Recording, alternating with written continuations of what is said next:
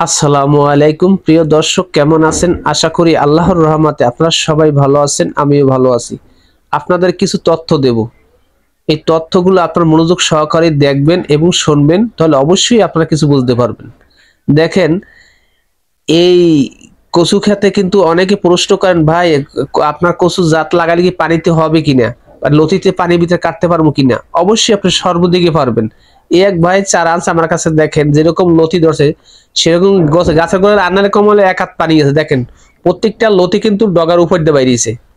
দেখেন এই পানি যতই হোক, ও কান্টে ভিতর দিয়ে লতি বাইরে, কোনো সমস্যা হবে না। তো আমার কাছ থেকে যারা চারা নিতে চান, আল্লাহর রহমতে নিতে পারেন।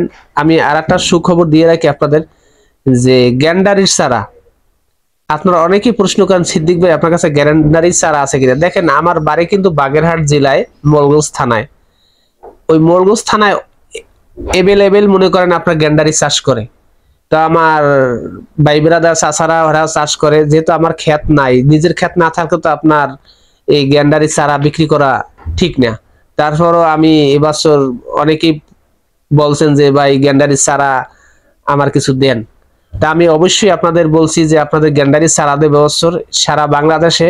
আমি এবছর অনেক কাস্টমারই আমার কয় যে ভাই 8 ফিট 9 ফিট 10 ফিট যে গ্যান্ডারি গুলো হয় খুব ভালো বাজার কালার আসলে আমি ওই গ্যান্ডারির জাত নাম জানি, তবে ওদের কাছে গেলে অবশ্যই জানতে পারবো যে গ্যান্ডারি কোন জাত ভালো এবং কোন জাত খারাপ। এই বিষয় নিয়ে আমি পরে আলাপ করব। আজকে আসছি কচু খাতের আলোচনা নিয়ে, কারণ কচু খাত আপনার বাজে একটা জাত যদি রোপণ করেন অবশ্যই আপনার লসের ভাগীদার হইতে হবে।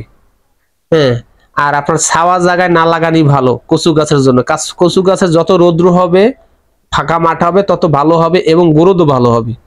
এই যে কচু ক্ষেতটা দেখতেছেন, এই কচু ক্ষেতটা কিন্তু সম্পূর্ণ একজনের কাছ থেকে প্রায় 5 মাস বয়স, 5 মাসের ভিতর গাছের ফুল আইসে পড়ছে, কিন্তু লতি মোটামুটি আছে, কিন্তু এই লতিতে আপনার সংসার বাঁচবে না। ভালো জাত যদি না লাগান অবশ্যই আপনার লসের ভাগীদার হইতে হবে।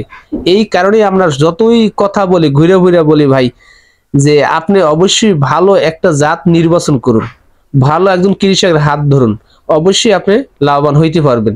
আর যদি আপনি মনে করেন যে না আমি নিজে অনেক কিছু মনে করেন বা এই কারণ ভাই করতে পারেন, সেটা আপনার ব্যক্তিগত। অনেক কৃষক কিন্তু এই কচু খাত চাষ করে ধরা খাইছে, কারণ যে সময় লতি উড়ার কথা ওই সময় ওড়ে নেয়, আর যে সময় পাওয়ার কথা ওই সময় পায় না, বাজারে ভালো দাম পায় না, আর আপনার লাগানো ভালো সিস্টেম পায় না। দেখেন এই 5 মাস বয়স হচ্ছে গাছে ফুল এসে পড়ছে। দেখেন এটা কিন্তু কপালে তিলে নাই।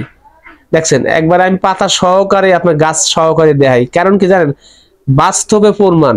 ঠিক আছে, যে আপনার বাজে একটা জাত আইনে লাগাইবেন আর দোষ দেবেন কৃষকের যে অনলাইনে বাটফারি করে। আসলে অনলাইনে বাটফারি সবাই করে না ভাই, সবাই যদি করতো তাহলে ভাই দুনিয়াটা আরো আগে ধ্বংস হয়ে যেত। সবাই যে খারাপ তা না, আল্লাহর রহমতে এখনো কিছু ভালো মানুষ আছে, সেই ভালো মানুষের উছিলায় এই দুনিয়াটা টিকে আছে। যারা আমার কাছ থেকে চারা সংগ্রহ করছেন এবং আগামীতে আল্লাহ বাঁচায় রাখলে করতে চান, এখন করতে চান বা করবেন, তারা একটা কথাই বলি যে আপনারা আগে বুঝুন যে কোন জাত, আপনি আগে ভাবুন, তারপর আপনি জাত নির্বাচন করে আপনি সংগ্রহ করুন। তার আগে যদি আপনি সংগ্রহ করতে যান, হয় ঠকবেন নাহলে জিতবেন। কার আপনার অনেকে প্রশ্ন করে ভাই কারে বিশ্বাস করুন। ভাই বিশ্বাস কাউরই করা লাগবে না, আপনার আল্লাহর উপর ভরসা করবেন। কারণ যে ব্যক্তি আপনারা ঠগাইতে চায়, যে এক কথা কই আর এক কথা কইলো, সে ব্যক্তি কখনোই জিতবে না। কারণ জিতবেন আপনি সবকিছু জিতবেন। আর যে ব্যক্তি বলবে যে আমি জিতে গেছি টাকা পাইয়া, না ভাই আপনি ভুল জগতে আছেন। আপনি কখনোই এক ব্যক্তি টাকা মাইরে খাইয়া বড়লোক হইতে পারবেন না ভাই। 2 4 5 10,000 20,000 5 লাখ 6 লাখ 10 লাখ 50 লাখ খাইয়া কখনো কেউ কিন্তু ভালো হইতে পারে না, আর এই জন্মে পারবে না।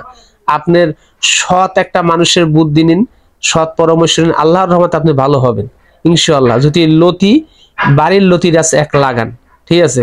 তো আমরা অনেক সময় অনেক জাতের কথা বলি এবং আমরা বিক্রিও করি দিই। তো ভালো জাত যদি নির্বাচন করেন অবশ্যই ঠকবেন। আর এরকম কিছু কিছু কৃষক আছেন যে আমরা সবসময় বলি একটা গাছে 5টা পাতা যদি থাকে অবশ্যই গাছটা সুস্থ থাকবে, আর একটা গাছে যখন আপনার 5টা পাতা না থাকবে, ডেগা না থাকবে, অবশ্যই অসুস্থ থাকবে। দেখেন গাছ এরে মানা করছি ঘন করে লাগাইন না, উনি ঘন করে লাগাই, দেখেন গাছের ডেগা 3টা ডেগা আছে। আর সব টাকা কাটে ফেলাইছে। ভাই আপনার একটা আঙ্গুল যদি দেহের ভিতরে ধারাইয়া যায় অবশ্যই আপনার কিন্তু ক্ষতি হবে না এবং কি অবশ্যই রক্ত পড়বে। দেখেন তো কচু গাছগুলো কি করছে। তো এরকম কিছু মাতাল জাতীয় কৃষক বাংলাদেশে এখনো আছে। এদের কারণে এই বাকি যে কৃষকগুলোর বদনাম হয়। আর কিছু ইউটিউবার আছেন আর কিছু অনলাইনে মানে বাটফার আছেন, এদের কারণে শুধু এই বাটফারি সিটিংবাজি মানুষকে মানুষ বিশ্বাস করে না। কেরে ভাই আপনি এই বাটফারি সিটিংবাজি কি লাভ? আপনি কি মরবেন না? মরার চিন্তা করেন না। মরার যারা চিন্তা করবে অবশ্যই কখনোই কেউ ঠকাবে না, এটা 100% গ্যারান্টি। তো ভাই আপনাদের এই ভিডিওতে অবশ্যই কিছু বুঝাইতে পারছি। আর আপনারা বুঝে থাকলে অবশ্যই চ্যানেলটা সাবস্ক্রাইব, একটি লাইক, একটি কমেন্ট করবেন। আর যারা আগামীতে গ্যান্ডারি চারা নিতে চান অনেকেই ফোন করে বলেন যে গ্যান্ডারি চারা, অবশ্যই আমি গ্যান্ডারি চারা বিক্রি করি। তো কথা এই পর্যন্ত রইল, আমার জন্য আপনারা দোয়া করবেন। আসসালামু আলাইকুম, আল্লাহ হাফেজ।